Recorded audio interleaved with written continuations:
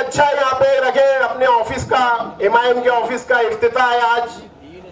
इसी बहाने ये सर कटेगा लेकिन झुकेगा नहीं, नाम है मुनव्वर, रुकेगा नहीं। माइक पे मुनव्वर साहब।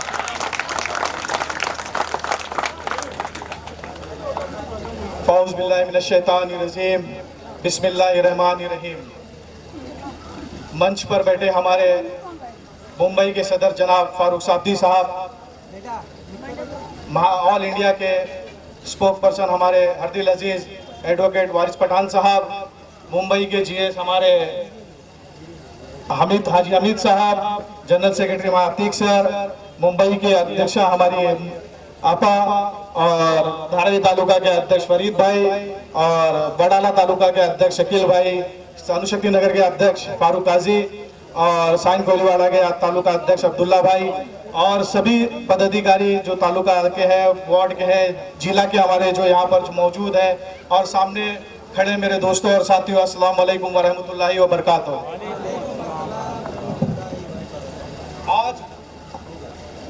आज जो ये मंच लगा है, आपने देखा होगा कि हमेशा जो मंच जो है हमेशा वो धारावी रेस्टोरेंट पे लगता था। पहली बार इस ग्राउंड में मंच लगा है। मंच लगने का यहाँ पर कारण यही है सिर्फ कि आज हमारी जो ऑफिस है उसकी ओपनिंग है यहाँ पर, इस वजह से हमने धारावी में मंच लगाया। अल्हम्दुलिल्लाह पिछले 7-8 साल से लगभग मैं एमआईएम में हूँ, और इससे पहले भी कहाँ पर था आप लोग को पता है। लगभग 17-18 साल हो गए आप लोग के बीच में काम करते हुए मुझे। आप लोगों ने देखा है कि किस तरीके से हम लोग रात दिन लोगों का काम करते हैं। लॉकडाउन लगा तब भी आपने देखा कि हमने किस तरीके से काम किया, चाहे वो प्रवासी मजदूरों को यहाँ से बाहर भेजने का काम हो, चाहे लॉकडाउन में उनके लिए खड़े रहने का काम हो। हम हमेशा आप लोगों के साथ खड़े रहे हैं, लेकिन कभी ये नहीं सोचा कि हमें इलेक्शन लड़ना है और कारपोरेटर बनना है। हमारा ये मकसद नहीं रहा कि हमें कारपोरेटर बनना है, मकसद एक ही रहा कि आवाम की खिदमत करना। और इंशाअल्लाह जैसे रवीश भाई ने बोला मुझे कि मुझे आधी रात को भी जरूरत पड़ती है तो मैं खड़े रहता हूं, और अल्हम्दुलिल्लाह यहाँ पर जितने लोग खड़े हैं वो कोई भी नहीं बोल सकता है जब भी मैंने मुनव्वर को आवाज दिया और वो मेरे लिए नहीं खड़ा रहा। चाहे फिर वो पुलिस स्टेशन का मसला हो, चाहे वो बीएमसी का मसला हो, मैं हमेशा आप लोगों के साथ खड़े रहता हूं। और आज हमारा यहाँ पर एमआईएम का ऑफिस इसीलिए खोल रहे हैं कि आप लोगों की अगर कोई भी समस्या हो तो आप हमारे पास आए। पिछले इतने सालों में लगभग 8,000 के लोगों के ऊपर हमने वोटर आईडी बनाया, 8,000 लोगों के ऊपर वोटर आईडी बनाया, आधार कार्ड बनाया, श्रम कार्ड बनाया, हेल्थ कार्ड बनाया, लोगों की हर जरूरत की चीजें हमने यहाँ पर बनाया। अब अडानी आया है, लोगों को डॉक्यूमेंट्स में तकलीफ है, उसके लिए भी हम खड़े हैं। अब हमारा कार्यालय ओपन हो गया, जिसको भी डॉक्यूमेंट्स में कुछ भी प्रॉब्लम हो वो सीधा बेझिझक हमारे ऑफिस पे आ सकता है। आएंगे ना इंशाल्लाह। रहा सवाल काम की बात, तो मैं बोलना चाहता हूं कि जो हमारे, मैं नाम लेता हूं, हमारे अशरफ भाई क्वांटी के, पूछ लो। रात में 12 बजे उन्होंने फोन किया मुझे रात में 12 बजे मुझे ब्लड की जरूरत है किसी के लिए। मैंने रात में 12 बजे साइन हॉस्पिटल में ब्लड का इंतजाम करके दिया उसको। किसी को हेल्थ की प्रॉब्लम है तो उसको सीधा हमने करके दी। इंशाल्लाह अल्लाह ना करे कभी किसी को जरूरत पड़े हेल्थ के मामले में, लेकिन फिर भी कुछ चीजें हमारे ऑफिस पर कल से चालू होंगी, जिसके बारे में मैं बता दूं कि आप लोग आए बेझिझक, और इंशाल्लाह उसका काम होगा। किसी को अगर हार्ट का प्रॉब्लम है तो उसका भी ऑपरेशन फ्री में करवाया जाएगा, अगर मोतियाबिंद का ऑपरेशन है तो वो भी फ्री में कराया जाएगा। किसी को अगर इंशाल्लाह पथरी का प्रॉब्लम होगा तो उसकी भी इंशाल्लाह ऑपरेशन फ्री में करा के दिया जाएगा। तो हम आवाम के बीच में सिर्फ काम के लिए है, किसी कॉरपोरेशन के लालच में नहीं है, क्योंकि हमारी लड़ाई जो है वो आइडियोलॉजी की लड़ाई है। हम किसी से पर्सनली, हमारी किसी की लड़ाई नहीं है। हमारी अगर बीजेपी से लड़ाई है तो हमारी बीजेपी से सिर्फ और सिर्फ आइडियोलॉजी की लड़ाई है, क्योंकि बीजेपी हमारे खिलाफ है, हमारे मस्जिदों के खिलाफ है, हमारे मदरसों के खिलाफ है, हमारे क्या बोलते हैं स्पीकर के खिलाफ है, हर जगह हमारी खिलाफ खड़ी रहती है, इसीलिए हम बीजेपी के खिलाफ है। और जिसकी आइडियोलॉजी होती है वो उसके साथ चला जाता है। जिसकी आइडियोलॉजी बीजेपी से मिलती है वो बीजेपी के साथ जाता है, जिसकी आइडियोलॉजी कांग्रेस से मिलती है वो कांग्रेस के साथ जाता है। और जिसकी आइडियोलॉजी पैसे कमाने की है वो शिंदे गुट में भी जाता है, चाहे वो क्यों ना गुस्ताखे रसूल हो। ऐसे लोगों से आपको सावधान रहना है। वो बार बार आता है आपके बीच में और गुमराह करता है। मुझे भी गुमराह किया, मैंने भी गुमराह होकर उसका साथ दिया। और आज अगर हमारा एक पोल का डाउट भी लगता है तो उसको तकलीफ होता है। अरे मैं बोलना चाहता हूं, वो क्या बोलते, जिस पोल पे बैनर लगा था वो पोल क्या तेरे बाप का है जो तूने खोल लिया? अब तूने हमको छेड़ा है ना। अकबर साहब बोलते हैं हम किसी को छेड़ते नहीं, लेकिन अगर हमको कोई छेड़ता है तो हम उसको छोड़ते भी नहीं है। अब तेरी उल्टी गिनती शुरू हो गई इंशाअल्लाह। यहां से अब तेरे को समझ में आएगा तू अडानी के गोद में बैठ या शिंदे के गोद में बैठ, तू किसके भी गोद में बैठ, इंशाअल्लाह यहाँ की आवाम तेरे को घर पे बैठाएगी। अब भाई तू बीजेपी के गोद में बैठ, अडानी के गोद में बैठ, शिंदे के गोद में बैठ, किसके भी गोद में बैठ, कितना भी पैसा लेके आ तू, इंशाअल्लाह अब तो घर बैठेगा। ये है आइडियोलॉजी की बात। हमारी आइडियोलॉजी इस हिसाब से मिलती है। क्यों?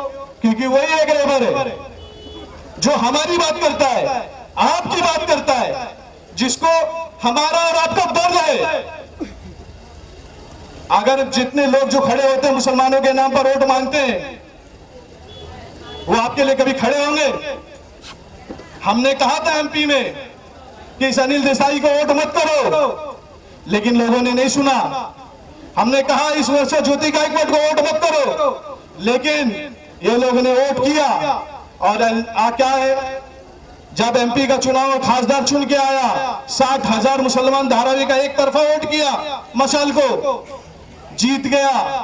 जीतने के बाद जब सुबानी मस्जिद का मसला आया तो कौन खड़ा हुआ? यही फरीद भाई थे, यही जाहिद था, यही मुनव्वर था, और कुछ लोग और हमारे साथी थे जिनके ऊपर केस बना। और ये लोग रात भर तमाशा करते रहे और हमारी मस्जिदों पर राजनीति करती रही। यही वर्षा क्या बोली, टेंशन मत लो कुछ नहीं होगा, क्या बोली, टेंशन मत लो कुछ मत होगा। लेकिन हम बोलते रहे ये जितना बोल रहे कुछ नहीं होगा उतना ही होगा, क्योंकि इसको मैंने आजमाया हो, और आज नहीं आजमाया, 2006 में आजमाया था मैंने। 2006 जब 6 में सनाउल्लाह कंपाउंड टूट रहा था, उस वक्त जो इसने अपना मोबाइल बंद कर दिया, क्योंकि वो सब मुसलमानों के घर थे। सारे पाइपलाइन के ऊपर करोड़ों का जो घर था, लोगों का गोडाउन था, उन सबको तोड़ दिया गया। और कहां भेजा गया? कहां भेजा गया? गोरेंडी लल्लू कंपाउंड भेजा गया, जिनकी कीमत करोड़ों की थी। उनको घर मिला कितने का? 4 लाख का। ये है मुसलमान, और फिर भी मुसलमान वोट दे रहा है, बोलने के बावजूद भी दे रहा है। नहीं सुना, हमने एमएलए में भी मना किया मत, तो फिर भी दिया। हमने सब लोगों को समझाया कि ये देखो, जो माटूंगा फुटपाथ पे रहते कचरा चुनने वाले, माफ करना मेरे को बोलने में कुछ हो तो, लेकिन जो हमारे दलित भाई या जो भी थे, जो लोग थे रोज फुटपाथ पे रहते, जिनकी घर की कीमत लाख, 2 लाख, 3 लाख रुपया थी, उन लोगों को कहां लाके बसाया गया? ये बाजू में काली बिल्डिंग है जिसकी कीमत 30 लाख 40 लाख रुपया है। यहां सामने आकाश टावर में अभी वर्ली से लाके बसाया गया। क्यों? धारावी वालों के साथ क्यों नाइंसाफी? क्योंकि हम मुसलमान हैं। लेकिन मेरा भला भला मुसलमान कब समझेगा? अब आप लोग को समझने का टाइम आ गया है। अब आप लोग को डर दिखा के वोट लिया गया। पहले डर दिखाते थे लोग शिवसेना का, शिवसेना आ जाएगी, शिवसेना आ जाएगी। बाद में क्या हुआ? ये शिवसेना से हाथ मिला लिए, सरकार में चले गए। उसके बाद क्या हुआ? फिर आ गया अडानी, एमएलए में अडानी का डर दिखाया, डर दिखा कर एमएलए में का भी वोट ले लिए। लेकिन अब सर्वे हो रहा है तो सर्वे रोक पा रहे हैं? ये कल एसआरए का सब जगह नोटिस लग गई है कि 15 फरवरी तक अगर पेपर नहीं जमा किया तो आपको अपात्र माना जाएगा। वर्षा गायकवाड़ तो 5000 स्क्वायर फीट के घर में रहती है, हमारा तो 100 स्क्वायर फीट 200 स्क्वायर फीट का घर और गोडाउन है। इंशाअल्लाह हम अपनी लड़ाई को शुरुआत करेंगे यहाँ से। आप लोग का साथ चाहिए, जहां भी जरूरत पड़ेगी आप लोग आइएगा जरूर। मैं उम्मीद कर रहा आएंगे कि नहीं भाई आएंगे, क्योंकि अडानी के खिलाफ सबको मिलकर लड़ना है, मेरी अकेले की लड़ाई नहीं है, ये हर धारावी के हिंदू मुस्लिम दलित सबकी लड़ाई है, क्योंकि अडानी को भी फर्क नहीं पड़ता है, लेकिन हमारी बात वहां तक पहुंचना चाहिए कि हम कितने जरूरतमंद हैं। तो मैं आप सभी लोगों से मैं यही गुजारिश करूंगा कि आने वाले समय में कांग्रेस से सावधान रहिए, कांग्रेस से सावधान रहिए, समझे। और सबसे बड़ा मसला आज की तारीख में जो हमारे पास है वो अडानी का ही मसला है। सबको डर सता रहा है कि हमारे घरों का क्या होगा, गोडाउनों का क्या होगा। कई बार आप लोगों ने देखा होगा कि जब यहाँ पर सर्वे वाले आए तो जो यहाँ के लोकल है उनको पता है मैंने किस तरीके से भगाया है, तो सबको मिलकर भगाना होगा और आमदार वर्षा गायकवाड़ का डर दिल से खत्म कर दो। अब ज्योति गायकवाड़ आ गई है, पहले बहन, पहले बाप, बेटी, बेटी बहन, सिर्फ एक ही घर से 40 साल से चल रहा है। अगर आप लोग को मालूम होगा तो ये अडानी को लाया किसने? आप लोग बोलोगे अडानी को बीजेपी ने लाया, नहीं, अडानी को ज्योति गायकवाड़, वर्षा गायकवाड़, एकनाथ गायकवाड़ लेके आए। 2004 में अडानी का प्रोजेक्ट आया था, डीआरपी का प्रोजेक्ट 2004 में आया था, जब पूरे नगर सेवक साथ के साथ इनके थे, जब एमएलए भी इनके वर्षा गायकवाड़ थी और एमपी भी, माफ करना वर्षा गायकवाड़ निकल रहा है क्योंकि इतने सालों से बार बार गायकवाड़ ही निकलता है यार, आदत हो गई है। तो वर्षा गोडसे 2004 में वर्षा गायकवाड़ एमएलए थी और 7 कारपोरेटर उनके थे और उनके बाप यहाँ से एमपी थे। जब 2004 में डीआरपी आया, 2004 से लेके 2014 तक गटर से लेके, गली से लेके, रोड से लेके, सड़क से लेके, विधानसभा से लेके लोकसभा तक इनकी सत्ता थी। जब तक 10 साल ये सत्ता में रहे, इन्होंने डीआरपी का सिर्फ प्रोजेक्ट लाया और 500 करोड़, 1000 करोड़ डीआरपी के नाम पे उतारा और लूटा और खाया। 10 साल तक प्रोजेक्ट पे कोई काम नहीं किया। अगर ये टाइम पर प्रोजेक्ट शुरू करते तो शायद अडानी ना आता। अडानी को आने का रास्ता इन्होंने दिखाया। तो बस इतना ही बोलूंगा कि आने वाले वक्त में जो है आप सबसे होशियार रहिए और मैं अपनी बात को यहीं पर खत्म करूंगा। अभी हमारे 2 शेर जो है उनको बोलना है और आप लोग मेरे ख्याल से बेसब्री से उनका इंतजार कर रहे हैं, तो मैं अपनी बात को यहीं पे खत्म करता हूं। शुक्रिया, खुदा। जोरदार तालियों से इनका स्वागत कीजिए। अब ऐसा लगता है कि धारावी वालों के अंदर जान आ गई है। जैसे ही मुंबई हाई कोर्ट ने 12 मुसलमानों को रिहा किया तो एक एमपी के पेट में दर्द शुरू हो गया। एक शेर के जरिए उसको जवाब देता हूं, पीठ के पीछे ना कहे मैदान में आ, पीठ के पीछे ना कहे मैदान में आ, किसमें कितना दम है बता देंगे। आइए मैं बिला ताखिर मजलिस इत्तेहादुल मुस्लिमीन की आन बान शान, दलितों की आवाज, कमजोरों की आवाज, मुसलमानों की आवाज, मेरी मुराद एडवोकेट वारिस पठान साहब से गए। एक शेर पढ़ता हूं, फिर उसके बाद उनको खड़ा करूंगा कि जब मैं छोटा था और वारिस पठान साहब को टीवी पे देखता था तो मेरे दिल में एक सवाल पैदा हुआ कि मुद्दत से थी वारिस पठान आपसे मिलने की आरज़ू, मुद्दत से थी वारिस पठान आपसे मिलने की आरज़ू, ख्वाहिशे दीदार ने सब कुछ गवा दिया। किसी ने खबर दी कि वारिस आधी रात को आएंगे, किसी ने खबर दी कि वारिस आधी रात को आएंगे, हमने इतना उजाला किया कि घर तक जला दिया। नारे तकबीर। ये मैंने स्वागत किया, आप कैसा स्वागत करेंगे वो मैं देखना चाहता हूं।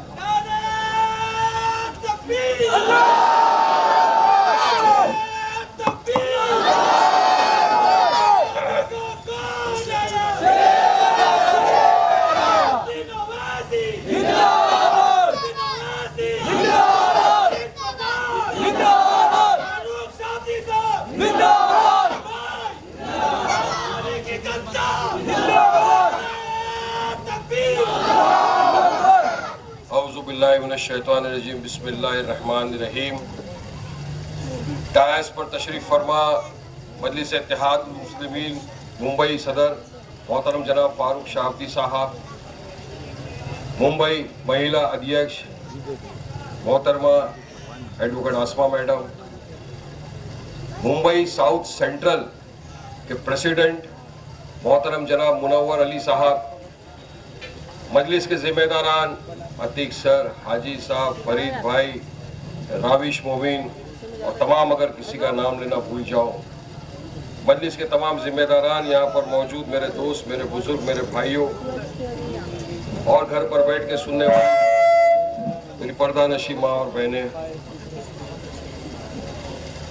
आज का ये जलसा धारावी में रखा गया, मजलिस की जानिब से हालात हाजरा के नाम से मुनक्किद किया गया और आप लोगों से मिलने का एक मौका मिला, आप लोगों के सामने बात करने का मौका मिला और आप तमाम यहाँ पर आए हमको सुनने के लिए। इसका सबसे पहले तो मैं हम तमाम का तहे दिल से शुक्रिया अदा करता हूँ। जैसे कि आप तमाम को पता ही है देश के हालात क्या है, मुंबई के हालात क्या है, हमारे महाराष्ट्र राज्य के हालात क्या है, आप तमाम वाकिफ है क्योंकि तमाम के पास मोबाइल भी है, टीवी है, सोशल मीडिया का जमाना है, क्या होता है क्या नहीं होता सबको पता चल ही जाता है। और वैसे भी धारावी नाम सिर्फ भारत देश में नहीं दुनिया में मशहूर है। मशहूर इससे है कि धारावी स्लम विश्व का सेकंड लार्जेस्ट स्लम है पूरी दुनिया के अंदर, पहला एक चाइना के अंदर और यहाँ स्लम ही रह गया,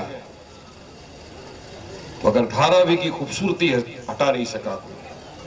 यहाँ की खूबसूरती ये थी कि यहाँ सब लोग प्यार मोहब्बत इखलास खुलूस के साथ एक दूसरे के साथ कांधे से कांधा मिलाकर रहने में यकीन करते हैं।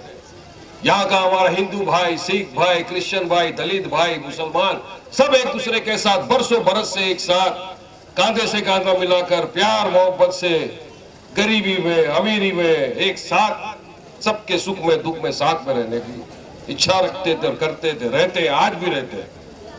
एक खुशहाल वातावरण, खुशहाल माहौल और यहाँ पर कनेक्टिविटी मुंबई के अंदर अगर देखो धारावी से हर तरफ, चाहे एयरपोर्ट जाना हो आपको नजदीक, मुंबई जाना है नजदीक, सेंट्रल नजदीक, वेस्टर्न नजदीक, हर चीज से कनेक्टिविटी है धारावी। इतनी प्यारी जगह, एक प्योर गोल्ड खरा सोने वाली जगह कैसे खुशहाल है। तो इस पर नजर पड़ती है देश के एक उद्योगपति की, अडानी की। उसको बोला जाता है साहब देखिए एक ऐसी जगह है मुंबई के अंदर, सोना जिसको बोल सकते हैं, वो जगह पे आप आइए, यहाँ की जो पब्लिक है हम मैनेज कर लेंगे सब। उनको बताया जाता है कि अगर आप यहाँ आएंगे काम करेंगे तो लाखों करोड़ों का आपको प्रॉफिट हो जाएगा। उद्योगपति है, पैसा कमाना है। इंसान की कीमत क्या है, कुछ नहीं इनके सामने। इनको बस सिर्फ इसका धर्म है पैसा, इसका करम है पैसा, पैसा ही पैसा। गाना सुना था ना, मैंने भी सुना।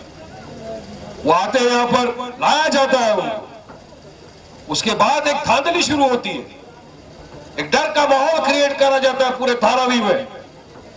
खाली करो, पेपर बनाओ फोर्सफुली, नहीं तो हम खाली कर देंगे। मैं अपनी जानिब से एक बात कहना चाहता हूं बेटा, लाख कोशिश कर लो, ये धारावी की आवाम है, सर पे गन रख देंगे तो भी खाली नहीं करेंगे ये लोग। ये डरने और घबराने वाले लोग नहीं है। आप आए प्यार से, अगर आते हैं नियत साफ रख के आते, धारावी को डेवलपमेंट करके लोगों का फायदा करने के लिए आते, तो ये लोग आपके साथ मिलकर धारावी डेवलपमेंट करते हैं। मगर आप लालच लेकर आए, आप ये सोचकर आए अपना काम बनता, भाड़ में जाए धारावी की जनता, तो ये तो नहीं होगा साहब।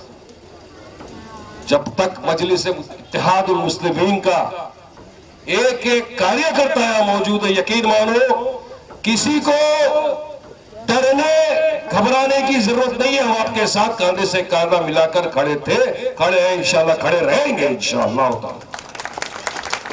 इन तक भी मैसेज पहुंचा देंगे कि हक और इंसाफ के साथ मजलिस हमेशा से खड़ी थी, खड़ी है, खड़ी रहेगी। ये छत का सवाल है, घरों का सवाल है, हमारे बीवी बच्चों का सवाल है, हमारे कारोबार का सवाल है, हमारी दुकानें हैं यहाँ, हम यहाँ सोते हैं, रहते हैं, खाते हैं, पीते हैं, उठते हैं, तो हम किसी को भी हमारी छत, हमारा कारोबार डराने से धमकाने से खाली ना करेंगे, ना कोई करने की कोशिश करना। ये मैसेज यहाँ से साफ आ जाना चाहिए। बहुत दिन से धारावी के लोग बुला रहे थे, वारिस में आइए, धारावी के इशू में लोग मुझे मिले भी है। बोला कुछ चमचे लोगों को घुस जाने तो बाद में अपन देखते हैं कौन दादागिरी से आता है, बाद में अपन अपना शौक दिखाएंगे। बाद में कुछ आए ना दलाल चमचे घूम रहे उनके साथ, अरे ये करेंगे वो करेंगे, घूमने दे उनको, जितना घूमना है घूम लो। जबरन किसी की माई का लाल ने दूध नहीं पिलाया कि मेरे धारावी वाले को अपने अपने घर से खाली करा के दिखा दे, जबरन करके दिखा दो। लड़ेंगे आपके साथ, कांधे से कांधा मिलाकर खड़े रहेंगे, लड़ेंगे। आपने लोकसभा का चुनाव आया, मजलिस ने ऐसे उम्मीदवार नहीं दिए, उस वक्त भी ये महाविकास अघाड़ी की सरकार चल रही थी। मशाल, सब मशाल को वोट दे दिए। कांग्रेस साथ में था, शिवसेना साथ में थी, शरद पवार राष्ट्रवादी साथ में थे, मजलिस इत्तेहाद मुस्लिमीन ना तो बीजेपी के साथ थी ना ही पार्टी के साथ थी, महाविकास अघाड़ी। हम अपना अलग थे, हम तो लड़े भी नहीं चुनाव यहां से। उस वक्त आपने, मुझे यकीन है धारावी का कोई भी भाई मेरा बीजेपी को तो वोट नहीं देगा, ये तो यकीन है मुझे, ना कभी दिया है ना आगे कभी देगा। आप लोगों ने पूरी ईमानदारी के साथ, दयानतदारी के साथ, उस वक्त जो शिवसेना के मशाल के महाविकास अघाड़ी के कैंडिडेट थे, जिनका निशानी था मशाल, आपने भर भर के वोट दिया, जिता दिया उनको। यहां से मैक्सिमम वोट ले लिए उन्होंने, उनकी पार्टी सत्ता में आ गई। और मुझे यहां से मुनव्वर भाई फरीद भाई बोलते थे, वारिस भाई तमाम मस्जिदों में जा रहा है कैंडिडेट, तमाम मुसलमान बस्तियों में जा रहा है, मिल रहे हैं सबको, लॉलीपॉप दे रहे, सबके साथ बैठ रहे हैं, खाना खा रहे हैं, आश्वासन दे रहे हम साथ में साथ में। मैंने कहा अच्छी बात है। अब गिरगिट 7 रंग बदलता, ये 14 रंग बदलते। मैंने उसी वक्त कहा था देखना इनका असली रंग सबके सामने आ ही जाएगा, क्योंकि ये वो लोग थे, ये मशाल पार्टी वो थी जिनके जब चीफ मिनिस्टर थे वो महाराष्ट्र में कुछ वक्त के लिए, उस वक्त जब बाबरी मस्जिद का इशू आया था, इन्होंने खड़े होकर कहा था हमको फख्र है कि शिवसेना के लोगों ने बाबरी मस्जिद को गिराया। ये वो लोग हैं, बोला था ना उद्धव ठाकरे ने। इस पे यकीन नहीं कर सकते, मगर आपने पूरे भरोसे के साथ वोट दिया। अब कुछ वक्त पहले क्या हुआ था कि मुंबई के अंदर एक मुहिम चलाई थी, ये बीजेपी के एक नेता जो फालतू आजकल काम धंधा कुछ है नहीं, उसके बाद उसने सब मस्जिदों के सामने जाके लाउड स्पीकर की वीडियो निकाला करते थे, या इतना डेसिमल पे आवाज चल रहा है, या इतने डेसिमल पे हो रहा है, या इतना आवाज है, या इतना वॉइस है। काफी मस्जिदों के पास चले गए। बाद में सरकार इनकी थी, सत्ता इनकी थी, और बीजेपी तो आपको पता ही है कि जब से सत्ता में आई है 11 साल से हम आप एक ही चीज देख रहे हैं, किसी भी तरह से मुसलमानों को परेशानी, हमारे हिजाब से नफरत, खाने पीने से नफरत, मदरसे से नफरत, मस्जिदों से नफरत। अब लाउड स्पीकर की बात आ गई थी कि बोलना नहीं चाहिए। हमने कहा एक डेसिमल पॉइंट जो सुप्रीम कोर्ट ने तय किया उस बेसिस के ऊपर अजान दी जा रही है, कोई वायलेशन नहीं कर रहा है। सुबह से लेकर शाम तक जो वक्त है उसी पीरियड में अजान दी जा रही है, मगर फिर भी सरकार नहीं मानी। चुनाव है, उनके लोगों को खुश करना है बीजेपी को, वरना वोट बैंक उनका खत्म हो जाएगा। तो इंसान की क्या कीमत, वोट की कीमत है ना, कुर्सी का पावर है, कुर्सी की कीमत है। इन लोगों ने मुंबई के अंदर, हम खुद गए थे, अजीत दादा को भी मिले थे, सीएम को मिले थे, कमिश्नर को मिले थे, रिक्वेस्ट किया था साहब लाउड स्पीकर मत उतारिए, हम आवाज कम में चला रहे हैं। सब बोले नहीं, उतारना पड़ा। मुंबई में 115 जगह पे मस्जिदों पे लाउड स्पीकर उतारे और हमको लॉलीपॉप देने के लिए हमको बोल दिया गया कुछ मंदिरों पे से उतारे, कुछ चर्चों पे तो उतारे, वो जो एकदम मिनिमम 4-5 उतारे। अब ये मैटर अभी जब असेंबली थी महाराष्ट्र की, मैं क्यों बता रहा हूं ये बात, समझना बहुत जरूरी है, जानना बहुत जरूरी है कि जिनके ऊपर आप भरोसा और विश्वास करके वोट दिए, इक्तदार में लाए, उनका गेम सुनो। जब ये मैटर अभी महाराष्ट्र की असेंबली में आया, यही शिवसेना के, यही मशाल पार्टी के नेता एमएलए आदित्य ठाकरे ने खड़े होकर महाराष्ट्र के मुख्यमंत्री को कहा, धन्यवाद आपका जो आपने ये भोंगे बंद कर दिया। ये है इनका असली रूप। बताने की वजह आपको ये है कि आप जिन लोगों को भरोसा कर करके, जिन पे भरोसा करके वोट देते आए, इक्तदार की कुर्सी पर बैठे, वो आपका वोट लेने के बाद आपके लिए क्या कर रहे हैं ये कभी सोचिए। इंसान वोट इसलिए देता है तो मैं वोट दूंगा, ये जीतेंगे तो हमारी आवाज बनेंगे, मगर यकीन मानो इतने वर्षों से जिनको आपने वोट दिया वो आपकी आवाज नहीं बने, वो सिर्फ और सिर्फ खुद की सियासत चमकाने के लिए आ गया है और आपके वोटों के जरिए सियासत की कुर्सी पे इख्तियार पर बैठ गए, मगर आपके लिए कभी आवाज बुलंद नहीं की। आपका आवाज उठाने का टाइम आया तो उस वक्त मुंह पर निप्पल लगा के सब बैठ गए ये लोग। हकीकत बात है, मैं यहाँ वहां की क्या यहाँ खड़े रह के बात सुना है, वहां खड़े रहकर बात सुना, ऐसा नहीं बोल रहा हूं, आपके सामने फैक्ट के साथ बोल रहा हूं, डेटा के साथ बोल रहा हूं, जो हुआ है वो आपके सामने हकीकत बयान कर रहा हूं। अगर कोई चैलेंज करेगा तो वारिस पठान तैयार है, आजा चैलेंज करने, बहुत सी चैलेंज देख चुका है, आगे भी बहुत देखने के लिए तैयार है। कौम मिल्लत का मामला है, मजलूमों का मामला है, तो मस्जिद का कोई सिपाही ना कभी डरा है ना कभी डरेगा। हम हक और इंसाफ की आवाज में मजलिस इत्तेहादुल मुस्लिम, ये था इनका असली रूप। अब आते हैं इनके गठबंधन वालों, किस किस तरह से आप लोगों को बेवकूफ बनाया गया था। देखिए, हमको मतलब आप, मतलब मैं एक ही हो गया, आप मेरे भाई। अभी हाल में मुंबई की हाई कोर्ट ने एक फैसला सुनाया जिसमें 18 साल से 12 लोग जेलों में बंद थे। 18 साल, या तो न्याय का आपको पता ही क्या होता है, इंसान जेल में जाता है, काली दाढ़ी, आता है सफेद दाढ़ी हो जाती है। 18 साल जेल में रहे 12 लोगों को मुंबई की हाई कोर्ट ने बाइज्जत बरी कर दिया। जब वे बरी हो गए, मुसलमान थे 12 के 12, जेल में थे, कितनों के माँ बाप उनके इंतजार में इंतकाल कर गए, कितनों के परिवार खत्म हो गए, बच्चे तहस में तितर बितर हो गए, उनको छोड़ दिया। खुशियां बन रही थी कि चलो 18 साल बाद अपने परिवार से मिलेंगे। गम और मातम कौन बना रहा था? भाजपा की सरकार। कैसा छूट गए? फडणवीस ने कहा 2 दिन में इमीडिएटली हम जाएंगे सुप्रीम कोर्ट में, कैंसिल करा के लाएंगे।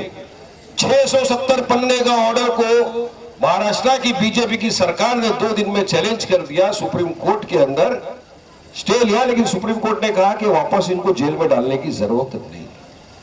अब इसके आगे सुन, ये जो बी टीम बोलने का जो दावा करते हैं ना, मुसलमानों को अपना जो आपको हमदर्दी दिखाते हैं, उनका भी किस्सा सुनो। यहां पर इतने वर्षों से जिनके पिता को आपने वोटों से नवाजा, जिनकी बेटी को आपने वोट से नवाजा, जिसकी बहन को आपने वोटों से नवाजा, उसको जब मीडिया ने जाकर पूछा, मैडम, मैं वर्षा गायकवाड़ की बात कर रहा हूं, उसको नाम अभी लोग ने दिया है गोडसे वगैरह, मैडम छूट गए, आपका क्या बोलना है? यकीन मानो यहां की धारावी की, जिनको हम ताई ताई ताई करके बुलाते थे, उन्होंने मीडिया को कहा कि कैसे छूटे ये लोग, इमीडिएटली इनका बेल कैंसिल होना चाहिए। प्रोसिक्यूशन क्या कर रहा था? अरे गिरगिट भी 7 रंग बदलता है, मैडम आप तो 14 रंग बदल दिए इतना जल्दी। आपने ये सोचा नहीं कि जिन लोगों ने आपको वोट देकर इक्तदार की कुर्सी में बिठाया, अगर बिठाना चाहते तो लात मार के गिराना भी जानती है धारावी की जनता, याद रख लेना इस बात को। मेरी जब उनकी हक की बात आई, उनके इंसाफ की बात आई, उनकी आवाज उठाने की बात आई, तो आप ये बोल रहे हो कि उनको कैंसिल करो, उनको जेल में डालो। हमने उठाई आवाज, हमने कहा बराबर छोड़ा। हाईकोर्ट ने कहा कि टॉर्चर करके उनका स्टेटमेंट लिया गया था, कन्फेशन लिया गया था, सुप्रीम कोर्ट का सही डिसीजन। मजलिस पे इल्जाम तुम लगाओ, 90% मुसलमानों के वोट तुमको चाहिए, लेकिन जब मुसलमानों के हक की बात आ गई तो मैडम आप तो मुसलमानों की कमर के ऊपर पीठ पे खंजर आपने रख भोग दिया। क्या धारावी की आवाम कभी भूलेगी? क्या कभी नहीं भूलेगी। इन्हीं के साथी शिवसेना की ही दूसरी मेंबर ऑफ पार्लियामेंट राज्यसभा की प्रियंका चतुर्वेदी, उसने भी सेम अल्फाज में कहा यह है असलियत, ये असली रंग है महाविकास आघाड़ी का। इसलिए हम लोग जो बोलते हैं ना कि हमारे लिए वो एक तरफ ये है बीजेपी छुपी हुई दुश्मन तो है ही, मगर दूसरी तरफ जो है महाविकास आघाड़ी है, ये भी कोई दुश्मन से कम नहीं। दोनों हमारे लिए, दोनों एक ही सिक्के के दो कॉइन, एक ही सिक्के के दो पहलू है। एक सामने से वार कर रहा है, ये पीछे से वार कर रहा है। समझना आपको, समझना आपको किसके साथ जाना है, जो आपके हक के लिए लड़ता है, या इनके साथ जाना है जो आपकी पीठ में खंजर भोंकता हुआ। आज देश भर में बहुत सारे मुद्दे चल रहे हैं जिसमें हर तरफ से माइनॉरिटीज को मैं समझता हूं कि परेशान किया जाए पूरी तरह से। आज चुनाव आ रहा है, महाराष्ट्र में कॉरपोरेशन का चुनाव है, काफी बयानबाजी शुरू हो गई। अब तो प्यार मोहब्बत कोई बातें करता ही नहीं है। मैंने तो उस दिन भी कहा था, आज भी बोल रहा हूं, हम शरीफ क्या हुए, दुनिया ही बदमाश हो गई। एक बोल रहा है ऐसा बोल वैसा बोल, नहीं तो पकड़ पकड़ के मारेंगे।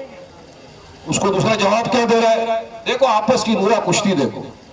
दूसरा जवाब दे रहा है तू पकड़ पकड़ के मारेगा, हम तेरे को मुंबई के समंदर में डुबो डुबो के मारेंगे। तो तीसरा, एक कैंटीन में गरीब इंसान को बॉक्सिंग का पंच मार के गिराना है कि भाई तेरे पास खाना खराब। चौथे, महाराष्ट्र की विधानसभा जहां कानून बनते हैं, लोग अपने अपने प्रतिनिधियों को, एमएलए को चुन के भेजते ताकि जाकर अपनी बात, वहां मारा मारी घुसेबाजी हो रही। अगर इस तरह की हरकत मजलिस के किसी नेता ने कर दी होती तो अब तक क्या से क्या हो जाता सोचो। पर हम काम करने में मानते हैं, हम चाहते हैं कि धारावी की आवाम को भी बेसिक जो फैसिलिटीज है वो तमाम फैसिलिटीज मिले। इतने बरस आपने तमाम लोगों को आजमा दिया, मगर ये आपके काम में नहीं आए। जब वक्त पड़ा मुकर गए। आज भी मुझे पता चला, जब मैं आ रहा था, मुझे काफी लोग ने बुलाया कि वारिस भाई आप जा रहे हो वहां पर धारावी में, तो हमारे बिहार के काफी लोग धारावी में है। सही बात है, शायद धारावी सायन इस तरफ बाइकल्ला में भी काफी है। बिहार में प्रतिक्रिया चली एसआईआर की, जो इलेक्शन कमिश्नर चला रहा है, स्पेशल इंटेंसिव रिवीजन करके, जो वोटर का कर सकते हैं। मगर वो हो क्या रहा है, जितने हमारे बिहार के प्रवासी मजदूर भाई यहाँ आके रुके हैं, अब वो जा नहीं सकते, वहां नहीं गए, डॉक्यूमेंट नहीं दे सके, माँ बाप का प्रमाण पत्र नहीं ला सके, 14 डॉक्यूमेंट देने गए, तो आपको वोटिंग राइट आपका खत्म कर दिया जाएगा। वोटिंग राइट खत्म हो गया मतलब आप सिटीजन नहीं रहे, सिटीजन नहीं रहे मतलब आपको देश से निकालने वाली बात हो जाएगी। ये सब प्रतिक्रिया चल रही है, इतनी धांधली हो रही है, वहां पर ऑब्जेक्शन हम उठा रहे हैं। धांधली इस कदर हो रही है कि एक कुत्ता, उसका प्रमाण पत्र बन गया कुत्ता बाबू, मां का नाम कुतिया बेगम, सब बन गया, मगर एक बिहारी मुसलमान का प्रमाण पत्र नहीं बन सक रहा वहां पर। आधार कार्ड में समझता हूं सबके पास यहां पर होगा। आधार कार्ड वो चीज है जिससे हम बैंक में जाते हैं तो बैंक में अकाउंट तो खोलते ही ना, उसमें आधार कार्ड जरूरी है। अगर हमको आपको देश के बाहर जाना है फ्लाइट पकड़ के प्लेन में, तो पासपोर्ट जरूरी है, पासपोर्ट के लिए आधार कार्ड जरूरी हो जाता है। गैस का कनेक्शन लेना है, सब्सिडी लेना है, तो आधार कार्ड जरूरी। सब चीज के लिए आधार कार्ड लगता है, लेकिन आपको वोटर प्रमाण पत्र चाहिए, आपको नहीं दे रहे। क्यों नहीं दे रहे? इसकी भी वजह है, वजह समझो आप। बिहार में पटना में अलाउड है, मगर सीमांचल में जहां पर 65% मुसलमान है, वहां पर आधार कार्ड नहीं चलता। क्यों भाई? 22 लाख लोगों को घोषित कर दिया आपने कि लोकसभा से अब तक मर गए, पता नहीं इंतकाल कर गए। अरे भाई, ऐसी कौन सी बिहार में बीमारी चली थी जो 22 लाख लोग इतने वक्त में मर गए? कुछ नहीं। मतलब हर रीत से मुसलमानों को परेशान करना है। अब ये काम हो गया है कि इनके वोटिंग के जो अधिकार है, जो डॉक्टर बाबा साहब अम्बेडकर के संविधान ने आपको उनको दिया है, वो भी ये छीनना चाहते हैं। आवाज कौन उठा रहा है इस पे? पूरी तरह सरकार को कौन घेर रहा है? आपका मेरा नेता बैरिस्टर असदुद्दीन ओवैसी साहब घेर रहा है। सही बात है। ट्रिपल तलाक का इश्यू हुआ, ओवैसी साहब ने बोला। वक्फ का जो अभी मसला चल रहा है, जिसमें भाजपा वाले हमारे यतीमों की, मिस्कीनों की हक की जमीन को छीनकर अपने उद्योगपति दोस्त अडानी अंबानी को देना चाहते हैं, उनके साथ आंखों में आंखें डालकर उनका मुकाबला कौन कर रहा है? मजलिस इत्तेहाद मुस्लिम बैरिस्टर असदुद्दीन ओवैसी साहब कर रहे हैं। गरीबों पर, मिस्कीनों पर, मुसलमानों पर अगर कहीं पर जुल्म हो रहा है पूरे देश में, कौन आवाज बुलंद कर रहा है आपकी हमारी तरफ से? आपका मेरा कायद बैरिस्टर असदुद्दीन ओवैसी साहब कर रहे हैं। ट्रिपल तलाक पर ओवैसी साहब बोल रहे हैं, हर मुद्दे पे ओवैसी साहब बोल रहे हैं, हमारे आपकी हक की लड़ाई ओवैसी साहब लड़ रहे हैं। तो फिर आपके हमारे वोटों का असली हकदार भी तो ओवैसी साहब हुए या नहीं हुए? बोलिए मेरे को। इंसानी फराइज क्या होता है? अरे हम तो वो लोग हैं जो हमको कोई पानी पिला देता है एक गिलास तो बोलते अल्लाह तेरे को खुश रखे, उसको दुआ दे देते। तो यहाँ एक इंसान हमारे लिए इतना कर रहा है, तो क्या हमारा फर्ज नहीं बनता कि उनके साथ, उनके लोगों के साथ कांधे से कांधा मिलाकर चले? चलना चाहिए। ये मौका, ये वक्त आया है। देखिए वक्त गुजर जाएगा, फिर छाती पीटते हम रह जाते हैं, अरे उसको वोट दे दिया, अगर इनको दिया होता तो क्या होता। मेरे को हमेशा से एक शेर याद आता है, आज आपके सामने भी मैं बोलता चलूं। जिंदगी भर यही गलती करते रहे गालिब, जिंदगी भर यही गलती करते रहे गालिब, धूलती चेहरे पे आईना साफ करते रहे। ये फिर हम पछताना पड़ता है हमको। जो पछतावा हो रहा है हमको, हो भी रहा है पछतावा, लेकिन यकीन मानो, मुझे इतना यकीन है मेरी धारावी की आवाम से कि इस मर्तबा जब कॉर्पोरेशन का चुनाव आएगा और जब मजलिस इत्तेहाद और मुस्लिमीन के उम्मीदवार यहां से ठहरेंगे, जिनको भी पार्टी टिकट दे उसको, आप उनके साथ कांधे से कांधा मिलाकर चले और मजलिस के उम्मीदवारों को कामयाब बनाए। ये आपको सोचना चाहिए। ये कामयाब होंगे, आपके साथ रहेंगे। आज बिना कोई कॉर्पोरेटर के मजलिस इत्तेहाद मुस्लिमीन आपका सारा काम कर रही है। या मुनव्वर भाई ने बताया अभी कि रात को फोन आता है वारिस भाई, मैं पूछता हूँ कोविड के टाइम में मैंने कितनी मर्तबा देखा है मुनव्वर भाई और इनकी टीम को, कभी साइन हॉस्पिटल भाग रहे, कभी केम हॉस्पिटल भाग रहे। जब ये आराम कर रहे थे, घर में मास्क पहन के सो रहे थे, तब मजलिस मैदान में उतरी हुई थी। जब बिना किसी पद के, बिना किसी कुर्सी के एक आदमी काम कर रहा है तो लिमिटेशन हो जाता है उसमें, डिसीजन नहीं ले सकता। कुर्सी है, पुलिस रोकेगा, डॉक्टर रोकेगा। तो सोचो, अगर आपकी दुआओं से, आपके वोटों से, आपकी मेहनत से अगर मजलिस का एक उम्मीदवार कामयाब होता है तो आपका काम कितना आसानी से, कितना सुकून के साथ हो सकता है। और मजलिस ये करोड़पति दल्लू जो है, ये उद्योगपति, इनके हाथों में बिकने वाली नहीं मजलिस। क्योंकि हमको जवाब हाई कमांड को नहीं देना है, हमको जवाब उस हाई कमांड को देना है जो अल्लाह सुब्हानहू तआला है। तो हशर के मैदान में जब सवाल किया जाएगा कि धारावी की आवाम तुमको मोहब्बत दे रही है, तुमको मोहब्बत से नवाज रही है, तो तुम उसके साथ वफादारी करोगे, बेवफाई करोगे, तो मुझे यकीन है धारावी की आवाम बोल सकती है कि हमने वफा की। और मजलिस का सिपाही भी बोलेगा अल्हम्दुलिल्लाह मैंने भी वफा की धारावी की मेरी आवाम के साथ। ये हो रहा है, ये होना चाहिए।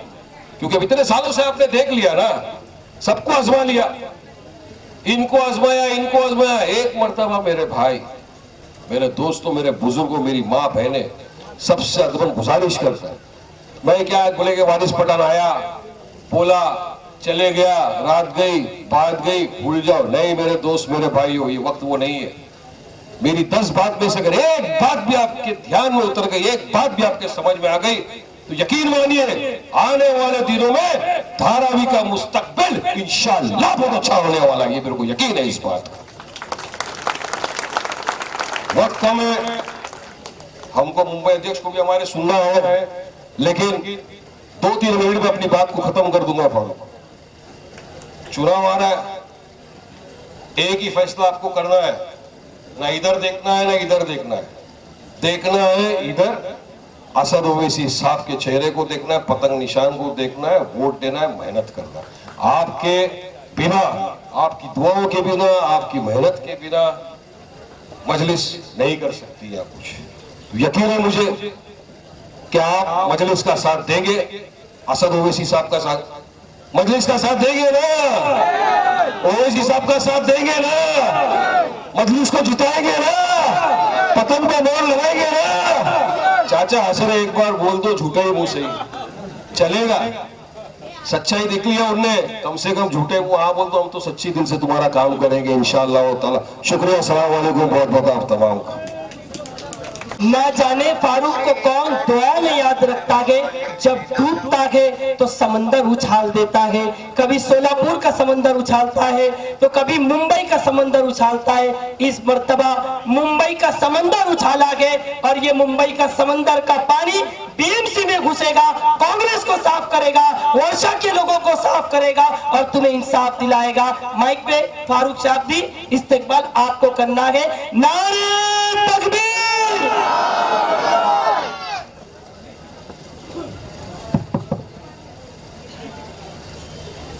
अस्सलाम वालेकुम वरहमतुल्लाहि वबरकातुहू।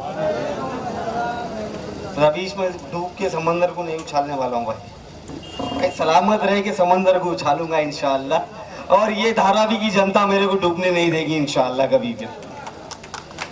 माशाल्लाह, ऐसा बहुत कम, हम लोग ने काफ़ी रैलियाँ की है, तो ऐसा स्टेज बहुत कम देखने मिलता है। अक्सर हम लोग सीधा देख के ही बात करते हैं, पूरा मजमा सामने रहता है। ये धारावी में मेरे दाहिने हाथ पर भी पब्लिक है, तो मैं इसके लिए आगे आ गया डाइस से कि मैं आप लोगों से बराबर बात कर सकूं। लेकिन बदकिस्मती से जैसा मेरे साथ होता हुआ आ रहा है कि मेरे को टाइम कम दिया जा रहा है। गवांडी में भी टाइम कम मिला, धारावी में कम मिला, लेकिन उम्मीद करता हूं कि अतीक सर की तरह मुझे कोई फूल नहीं देगा। मैं आखिरी हूं और मैं इस प्रोग्राम को ख़त्म करूंगा अभी माशाल्लाह। तो सबसे पहले इस धारावी शहर में माशाल्लाह, धारावी एरिया में, यहाँ ऑल इंडिया मजलिस इत्तेहादुल मुस्लिमीन पार्टी की जो ऑफिस की ओपनिंग है और एक कार्यकर्ता मेला हुआ है और छोटा सा गेट टुगेदर है। इसके मौके पर यहाँ मौजूद हमारे national spokes person x MLA जनाब वारिस पठान साहब, महाराष्ट्र के हमारे अहदेदार अतीक सर, हमारी मुंबई की लेडीज़ अध्यक्ष अस्मा आपा, मेरी बहन ज़ोहरा आपा, हमारे डिस्ट्रिक्ट प्रेसिडेंट मुनौर भाई, तालुका प्रेसिडेंट फरीद भाई और तमाम जितने भी यहाँ पर लोग मौजूद हैं जमात के माशाल्लाह। और मेरे सामने मौजूद नौजवान भाइयों, बुज़ुर्गों और घर से शायद सुन रही मेरी बर्दानशीन माँ बहनें। तब बोलने के लिए ज़्यादा तो कुछ रहा नहीं। हमारे जितने भी वक्ता थे मुझसे पहले माशाल्लाह सारे ही पॉइंटों को कवर किए हैं और सब आप लोग को बताए हैं। लेकिन अब अध्यक्ष के हाथ में माइक दिए तो कुछ बोलना पड़ेगा। अब नहीं बोलेंगे तो बोलेंगे कौन सा अध्यक्ष आया है। तो बस मैं यही बोलना चाहता हूँ आप सब लोगों से कि मैं जब यहाँ आ रहा था, जैसे ही धारावी शुरू हुआ तो मैंने रास्ते में काफ़ी सारे बैनर देखा अलग अलग पार्टियों के। इसमें शिवसेना शिंदे गढ़ के बैनर थे, कांग्रेस के थे, अजीत पवार की राष्ट्रवादी के थे, बीजेपी के थे। और उसमें देखा कि हमारे ही भाई लोग बड़ी बड़ी फोटोएं लगाए हैं और अपना नाम लिखे हैं उसमें। तो देखने के बाद यकीन मानिए अफसोस हुआ। मैं ये सोचा कि हमारा ज़मीर मर चुका है क्या? अरे आखिरकार हम इंसान हैं और हमको मरना है एक दिन, और मरने के बाद हमारी असल जिंदगी जो है वो हमारी आखिरत है, वो वहां चालू होने वाली ये टेम्पररी जिंदगी है। और हम इस जिंदगी को संवारने के लिए, कुछ पैसों की लालच के लिए, कुछ औहदों की लालच के लिए आज हम लोग गुस्ताखे रसूल की पार्टी में जा रहे हैं। आज हम लोग अजीत पवार गढ़, जिनके नेता संग्राम जगताप जो मुसलमानों के खिलाफ जहर उगल रहा है, अब आज हम उसकी पार्टी में जा रहे हैं। आज हम लोग बीजेपी में जा रहे हैं, जिसके बारे में बोलना मैं आप लोगों को सही भी नहीं समझता। आप सबको तो मालूम है कि वो हमारे खुले दुश्मन है। आज हम लोग उद्धव ठाकरे साहब की शिवसेना में जा रहे हैं, जो वारिस भाई ने बताए कि फखर से बोलते हैं कि बाबरी मस्जिद गिराने में हम लोग को गर्व होता है। जिनका बेटा आज असेंबली में खड़े होकर बोलता है सीएम को कि मैं आपका अभिनंदन करता हूं, आपने मस्जिदों के लाउड स्पीकर उतारे। और जो हमारी पीठ पे छुरा भोगते हुए आए हैं अक्सर कांग्रेस पार्टी, जो हमारे वोटों को लेकर हमेशा इख्तियार में रहे, लेकिन जहां हमारे हक की बात उठाने का मुद्दा आता है, वहां ये लोग असेंबली से हो या पार्लियामेंट से हो, ये एब्सेंट रहते हैं, गायब हो जाते हैं। तो मैं आप लोग से यही सवाल करना चाहता हूं। मैं इतना बड़ा नहीं हूं कि मैं आप लोग को कुछ समझा सकूं, सिखा सकूं। अल्लाह ने सबको अकल दी है, माशाल्लाह, हम सब अपनी अपनी अकल का इस्तेमाल करते हैं। आज तक शायद आप लोग ने, ये जो गोडसे परिवार के लोग हैं, इनके वालिद को, वर्षा ताई को, आज उनकी बहन को जो जीता है आप लोग ने, शायद आप लोग के दिलों में एक डर रहा होगा। वो डर ये है कि अगर हम लोग वोट नहीं देते तो शायद बीजेपी जीत जाएगी। सही बोल रहा हूं कि नहीं? वही डर से आप लोगों ने उनको वोट दिए होंगे। लेकिन मैं आप लोग से एक गुजारिश करने आया हूं कि हम मुसलमान हैं, हमारे दिलों में अल्लाह के डर के सिवा कोई और दूसरा डर नहीं होना चाहिए। और इंशाअल्लाह हम उस डर को हावी होने भी नहीं देंगे, दूसरे डर को हमारे ऊपर। तो आप लोग मन बना लीजिए कि इस बार ये जो दलाल घूमते हैं, ये जो एजेंट घूमते हैं दूसरी पार्टियों के और वरगलाने का काम करते हैं मुसलमानों को, कि अगर आप इसको वोट देंगे तो वो जीत जाएगा, वो हार जाएगा, हमारे ऊपर बीजेपी नाफिज हो जाएगी। मुनव्वर भाई अभी अपनी स्पीच में बता रहे थे कि हमारा असली दुश्मन तो भाजपा है। मैं मुनव्वर भाई की ये बात से इत्तेफाक नहीं रखता। हमारा दुश्मन भाजपा नहीं है मुनव्वर। हमारे लिए तो भाजपा अच्छी है, मैं बोलूंगा, वो हमारी खुली दुश्मन है। हमको मालूम है कि ये पीठ पे छुरा नहीं भोगते। हमारे लिए हमारा दुश्मन वो पार्टी है जो हमारे हक की आवाज नहीं उठाती है, चाहे वो कांग्रेस हो, राष्ट्रवादी हो, अजीत पवार हो, शरद पवार हो या उद्धव सेना हो, जो भी हो। तो हम सबको इन सारी पार्टियों को अपना दुश्मन समझकर ही काम करने की जरूरत है मेरे भाई। आज यहां इस धारावी में हम लोगों पर, जैसे आप लोगों पर अडानी को लाकर बिठा दिया गया है। ये अडानी का जो प्रोजेक्ट है, ये सही मायनों में महाविकास अघाड़ी के टाइम पर ही शुरू हुआ था। और आज ये लोग, शायद इनको बराबर मिला नहीं होगा, इनको जितना चाहिए आज ये लोग विरोध कर रहे हैं या एक्टिंग कर रहे हैं।